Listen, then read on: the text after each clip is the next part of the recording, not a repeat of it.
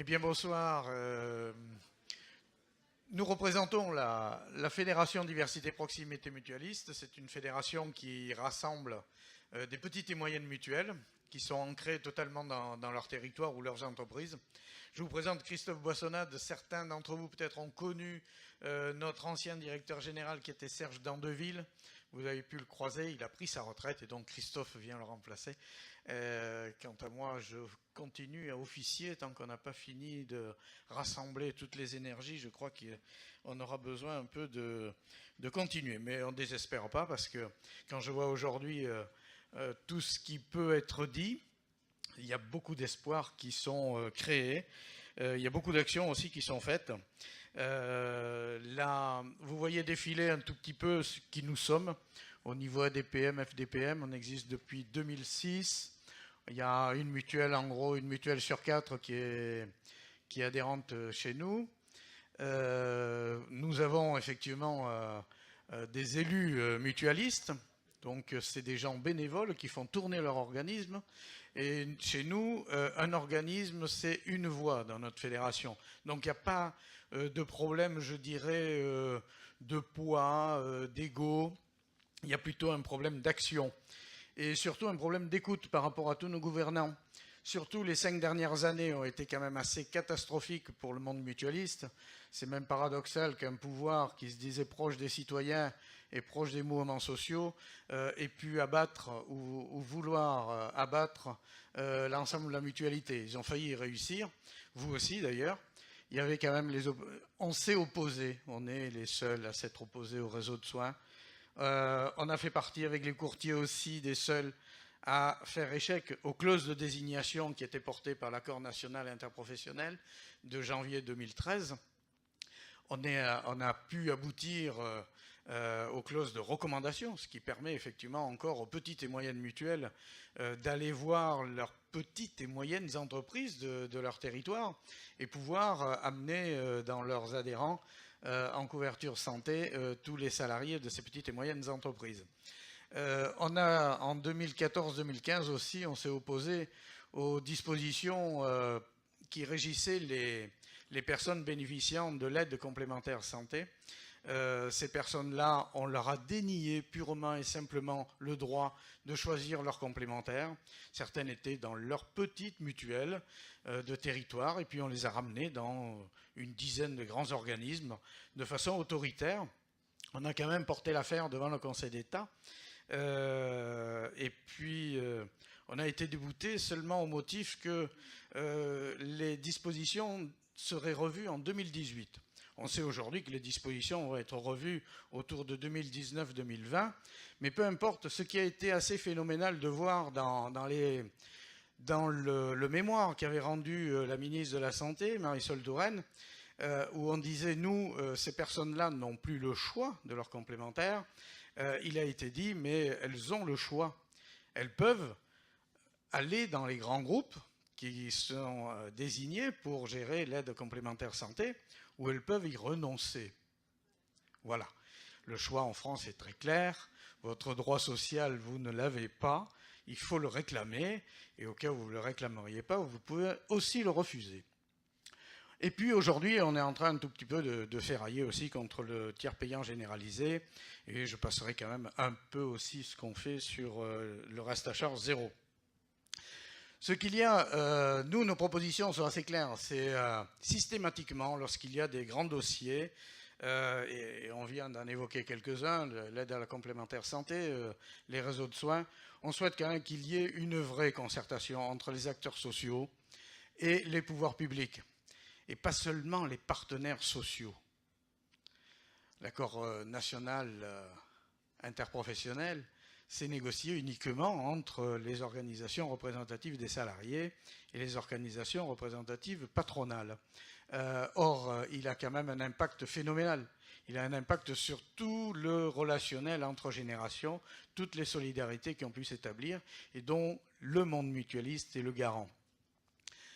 On souhaite aussi qu'il soit clairement défini ce qui relève de la solidarité nationale et ce qui relève de la couverture complémentaire personnelle. Solidarité nationale, c'est l'assurance maladie. On voit bien que tranquillement, loi de finances de la sécurité sociale après loi de finances de la sécurité sociale, ou décret après décret, on a des remboursements de médicaments, on a des baisses de niveau d'intervention de l'assurance maladie, et qui c'est qui vient combler derrière? C'est quand même les complémentaires. Et après, on va dire les complémentaires sont chères. Évidemment, elles sont chères. Si elles remboursent de plus en plus, forcément, on n'est pas des philanthropes, personne ne nous fait des dons, et il faut bien aller chercher, je dirais, la compensation à la prestation dans les poches de nos adhérents. Ça s'appelle des cotisations. Avant, on pouvait définir très clairement aussi dans nos assemblées générales d'adhérents, on pouvait définir les niveaux de prestations et les niveaux de cotisation. Il y avait des débats, des grands débats, et je peux vous assurer que dans certaines mutuelles, c'était extrêmement animé. Aujourd'hui, avec les soi-disant paniers de soins, on n'a quasiment plus voix au chapitre. On est dans les contrats responsables ou on y est en dehors. Si on est en dehors, on est pénalisé sur un plan fiscal. On a 7% de taxation supplémentaire. Donc voilà aujourd'hui où en est réduite aussi l'ensemble d'échanges démocratiques dont la mutualité était garante.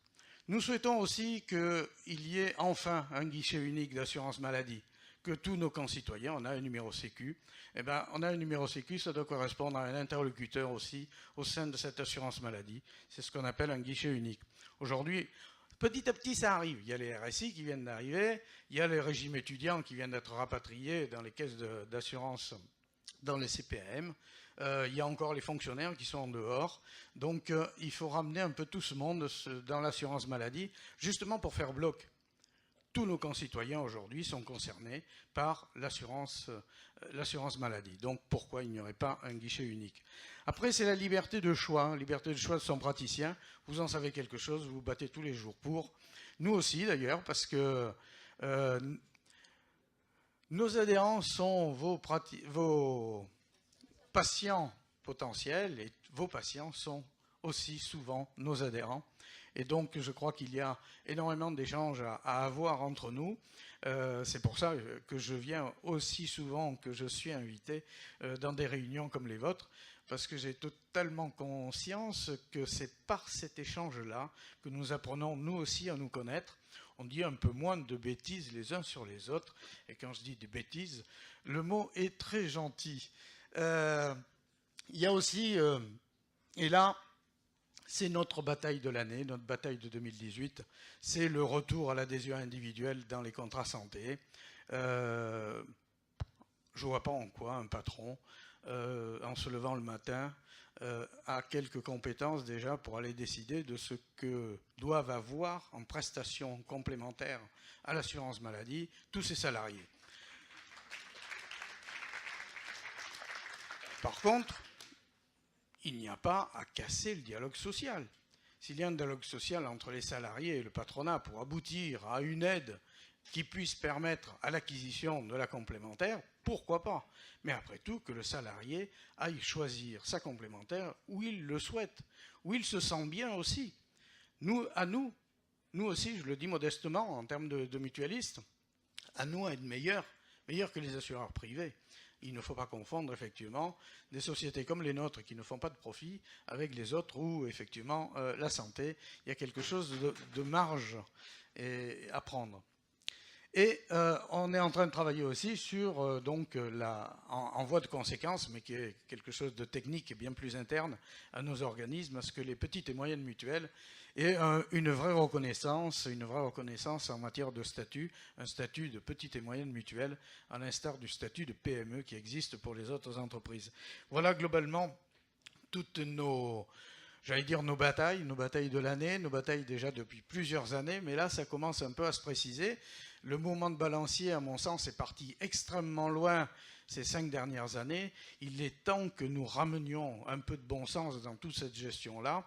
Je sais qu'on peut compter les uns sur les autres. En tout cas, bravo aussi à vous pour votre action et je suis à votre disposition pour vos questions. Merci en tout cas.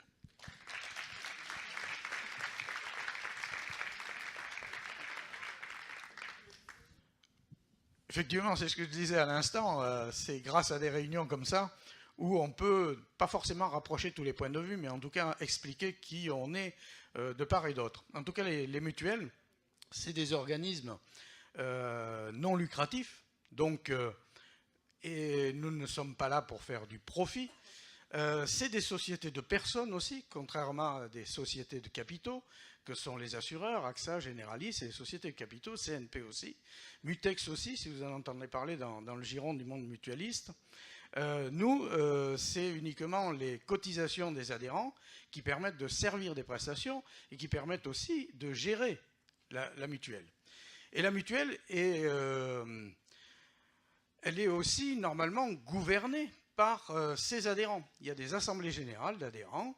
Après, ces assemblées générales se font en direct ou bien se font par délégation. L'ensemble des adhérents votent dans un premier temps pour une liste de délégués et c'est ces délégués qui se réunissent eux-mêmes en assemblée générale pour après désigner un conseil d'administration et le conseil d'administration est amené à assumer l'intégralité de la gestion mais d'ordre politique. Il se fait aider de directeurs et de salariés, c'est le plan technique, et tout ça fait qu'une mutuelle fonctionne différemment des sociétés d'assurance. Voilà, c'est... Maintenant, après, aujourd'hui, vous avez entendu parler des fusions, des grands regroupements. Depuis le nouveau code de la mutualité qui a été mis en vigueur par voie d'ordonnance en 2002, et voie d'ordonnance, ça veut dire qu'effectivement, il n'y a pas eu de débat parlementaire avec ça, mais la France avait assez traîné les pieds. Elle a fait cette ordonnance sous le coup d'une condamnation d'ordre européen pour transposer la directive assurance dans le code de la mutualité. Nous sommes gérés, nous, par le code de la mutualité.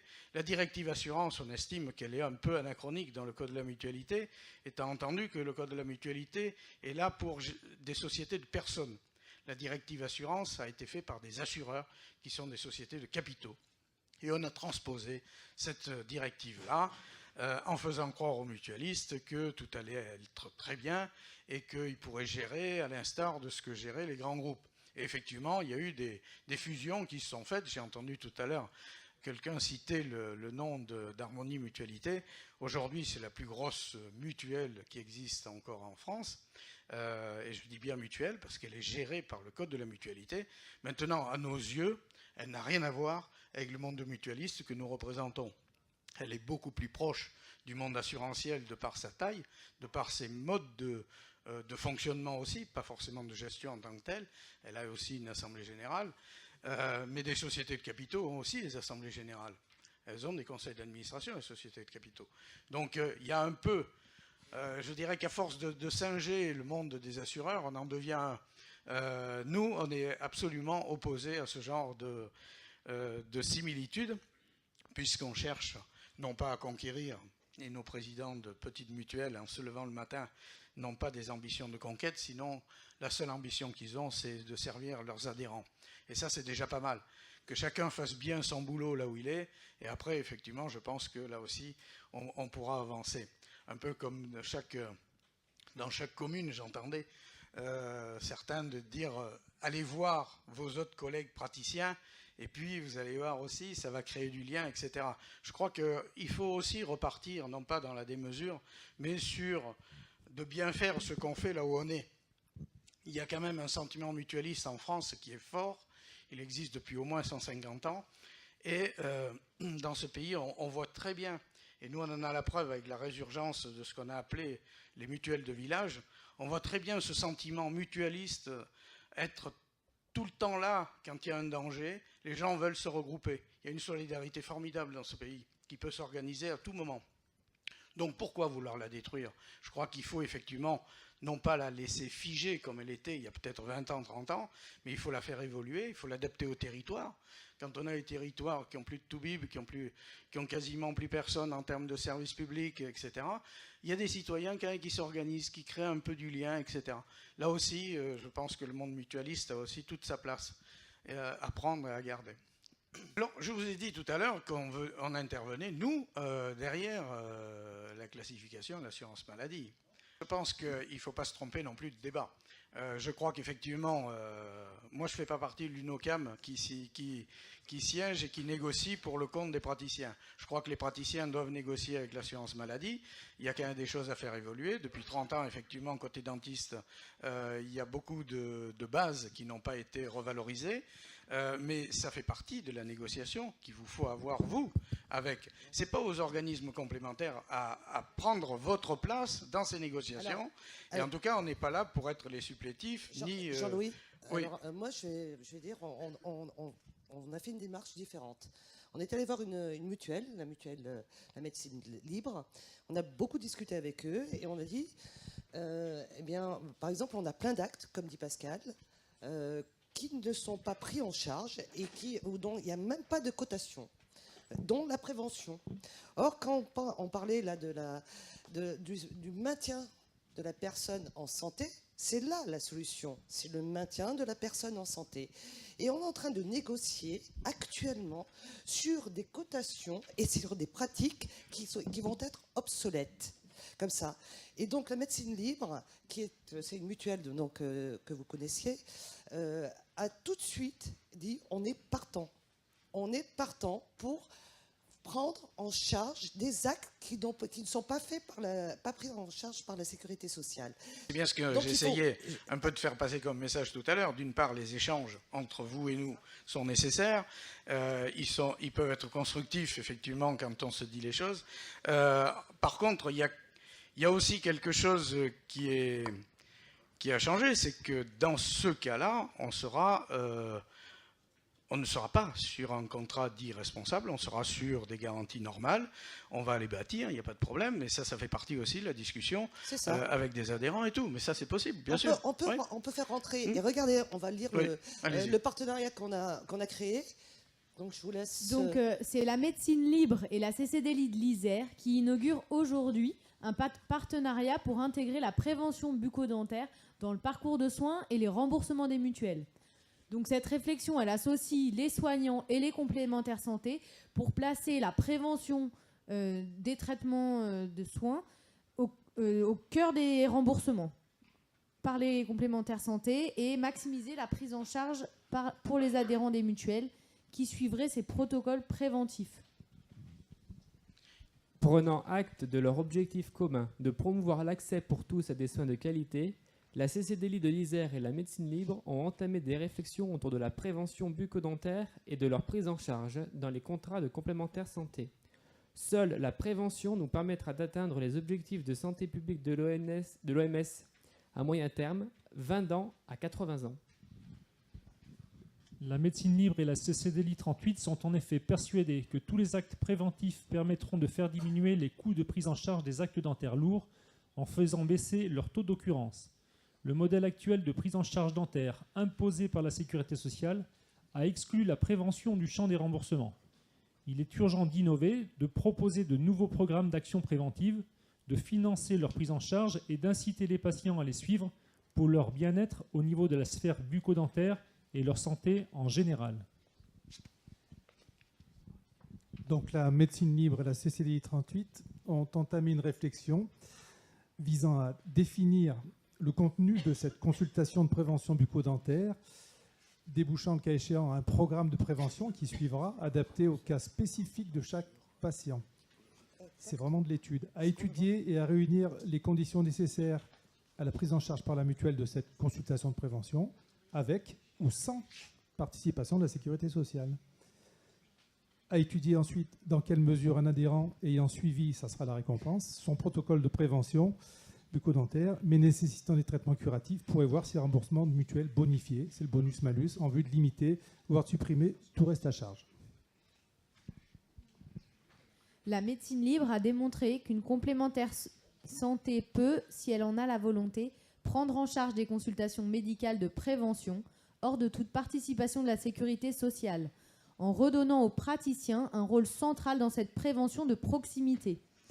Cette expérience alliée à l'expertise métier et la volonté forte des CCDLI d'intervenir en profondeur sur le système de santé dentaire permettra de déboucher sur des propositions concrètes qui seront mises à disposition de tous afin que toutes les mutuelles souhaitant privilégier l'accès aux soins via la prévention puissent le proposer à leurs adhérents. Bravo, félicitations. On est sur un domaine qui est On n'est pas sur de l'acte classique, on est sur la prévention, donc c'est quelque part aussi une anticipation. On y travaillait, là vous avez bâti un vrai cadre, et je pense qu'il y a beaucoup de mutuelles qui pourront effectivement aussi l'appliquer.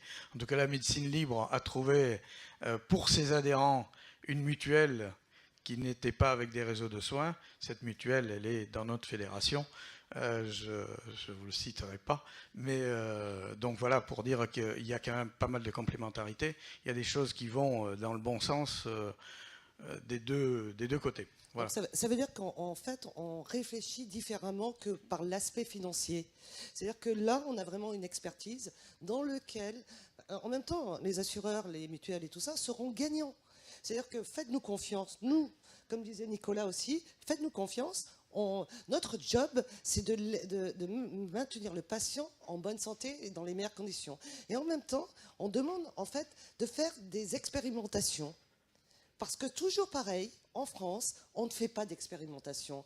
La possibilité de faire des expérimentations, le fait de modéliser aussi des systèmes, de mettre sur des modèles plus petits et tout ça, et de voir que en fait, on met au centre le patient et le maintien en bonne santé.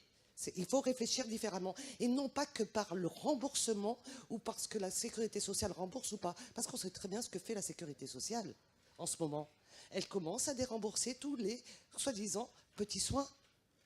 Donc voilà. Effectivement, et on attend que les complémentaires prennent la place. Voilà. Et ça, non. Et ça, il n'en est pas question. Il faut renforcer, pour nous, il n'en est pas question. Il faut renforcer effectivement l'assurance maladie, sa place. Vous l'avez vu dans ce qu'on demandait.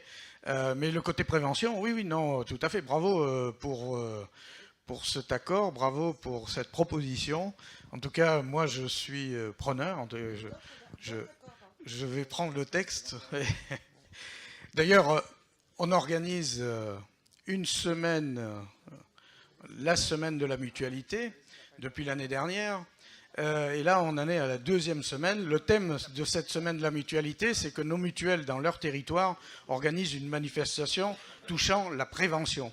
Voilà. Donc, c'est impeccable. Et ça se terminera sur Paris le 14 mars, sur un débat sur les données de santé entre éthique et innovation. Voilà.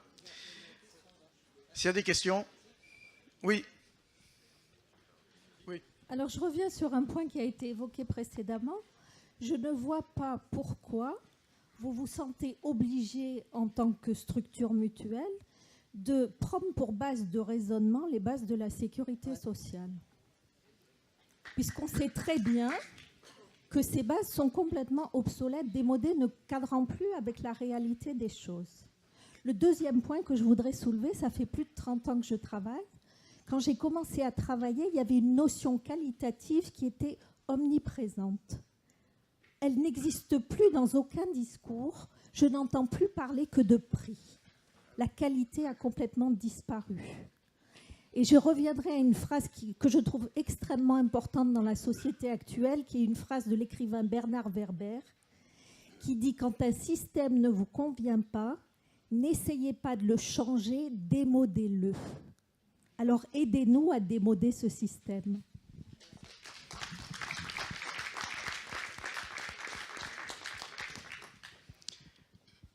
Vous aurez du mal à me convaincre que l'assurance maladie doit être démodée. Cette grande conquête d'il y a maintenant 70 ans, à mon sens, est encore le socle de notre pays. C'est pour ça, effectivement, aussi que les complémentaires se sont mises en rapport avec ce socle et qu'elles restent quand même sur une grande partie de leur intervention sur cette base-là. Parce que sinon, à partir de rien, je ne vois pas comment on peut inventer certaines choses.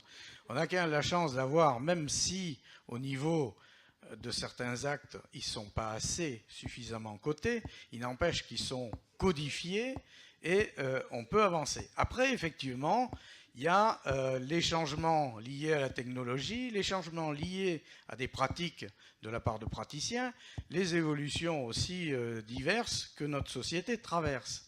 Ça ne nous empêche pas, nous, mutualistes, d'y réfléchir. C'est le boulot de chaque assemblée générale. Et effectivement, à partir de là, il y a une intégration ou non dans les niveaux de prise en charge et de prestation. J'en ai pour preuve, par exemple, la chiropraxie, où personne n'intervenait il y a encore une dizaine d'années. Aujourd'hui, il n'y a presque plus une complémentaire qui ne prend pas 2 ou 3 séances dans certaines de ces garanties. Je ne dis pas dans toutes les garanties, mais dans certaines. Ce qui veut dire que les débats se sont organisés petit à petit aussi sur de nouvelles pratiques, sur des abords. Voilà. Oui, pardon. Pour une fois que Xavier de Lyon, pour une fois qu'on a une chance d'avoir une personne du monde mutualiste avec qui discuter, qu'est-ce que vous pensez de la tendance actuelle des complémentaires d'assurance de vouloir faire du contrôle qualité au niveau des pratiques des chirurgiens-dentistes et autres professionnels de santé? Oui, de la même façon que je disais que l'UNOCAM, pour moi, n'avait pas à interférer dans les négociations entre les praticiens et l'assurance maladie, à ce niveau-là, c'est la même chose. Je crois que les complémentaires santé doivent rester à leur place et pas faire de la télémédecine ou pas rentrer dans tout un tas de choses comme ça. Elles font leur boulot de complémentaires santé avec des initiatives nouvelles vu l'évolution de certains actes, ou une base qui est ce qu'elle est, mais elle existe, elle a au moins le mérite, nous, un peu de sécuriser nos débats aussi, mais aller au-delà, non. Et est-ce que pour vous, ces contrôles qualité ont une base juridique? Est-ce que c'est dans vos prérogatives? Pas vous personnellement, mais le monde mutualiste. Non, non. Pour moi, non. Bonsoir, j'aurais une question, s'il vous plaît. Aujourd'hui, les Français ont un système avec une première assurance santé obligatoire, qui est la sécurité sociale, qu'on paye à travers les URSSAF, avec une deuxième assurance santé obligatoire, dont on ne comprend pas forcément très bien pourquoi elle n'est pas incluse dans la première. Et ensuite, la plupart prennent une surcomplémentaire pour faire un peu ce qu'ils veulent, s'ils ont envie peut-être d'avoir accès à des soins peut-être de meilleure qualité, ou j'en sais rien. Je reprends donc les deux premières obligatoires. On en a une qui a des frais de gestion de l'ordre de 20%, donc un retour sur cotisation qui est en moyenne de 20%. C'est les chiffres de l'adresse qui d'ailleurs, ces retours sur cotisation sont en baisse. Ils étaient à 80%, maintenant ils sont plus qu'à 80% il y a 2 ans, peut-être même qu'on est passé à 79%, alors que la sécurité sociale, elle, a un retour sur cotisation en gros de 94%. Quel est l'intérêt pour les Français d'avoir une complémentaire santé obligatoire dans ces conditions-là? Effectivement, on peut se poser légitimement la question. Il fallait renforcer le premier niveau, le rendre un peu plus fort et donc un peu plus obligatoire. Mais quand vous dites il y a des Français tous les Français ont un deuxième niveau obligatoire, non. Heureusement qu'il y a encore des Français qui ont le choix. Je pense aux fonctionnaires qui ont le choix. Il y a quand même les libéraux qui effectivement aussi ont le choix. Il y a effectivement que les salariés. Et puis quand ils sont virés de leur entreprise, ils ont de nouveau le choix. Mais enfin, voilà. Quand ils sont à la retraite aussi, ils ont le choix. Donc voilà. Mais c'est pour ça que vous avez bien compris que nous n'étions pas d'accord avec ce deuxième niveau obligatoire. Parce que ce deuxième niveau obligatoire est devenu une perversité du système. Ça a permis effectivement aux patrons de se désengager sur leur niveau d'intervention. On a pris des contrats low cost pour leurs salariés, et les salariés qui en ont les moyens se prennent des surcomplémentaires. Est-ce qu'on va avancer comme ça longtemps? Non. Laissons cette liberté de choix de sa complémentaire, sans pour autant obérer la continuité d'un dialogue social, puisque certains le souhaitent, mais pour une intervention d'aide seulement à l'acquisition de la complémentaire et non pas le choix de la complémentaire que le salarié veut avoir. Parce que les troisièmes niveaux, vous savez, ces troisièmes niveaux, certains ont cru, et je parle particulièrement au niveau des assureurs, que c'était la panacée. Ils allaient tout trouver, ils allaient trouver la marge, etc. Et c'est tout l'inverse qui se produit. Parce que, c'est ceux qui peuvent se payer ces niveaux-là qui se le payent, donc c'est pas tout le monde. Et 2, ceux qui se le payent, c'est ceux qui consomment. Et je peux vous garantir qu'on ne marge pas sur un troisième niveau. Donc c'est même pas la peine de penser la continuité de ce troisième niveau. Laissons-en maximum 2, parce qu'effectivement, il y aura toujours des choses que la sécurité sociale, l'assurance maladie, ne prendra pas, ou prendra très peu, et il faudra bien quelque part une intervention ailleurs. Et puis on ne peut pas empêcher les gens de se regrouper pour parler de leur santé, pour parler de leur maladie et essayer d'y faire face. En tout cas, ça c'est bien français, c'est ce que je disais aussi tout à l'heure, et je crois que ce sentiment-là est profondément ancré dans notre pays. En tout cas, les gouvernants qui voudraient effectivement l'éradiquer, je pense qu'ils ne sont pas encore bien levés ce matin.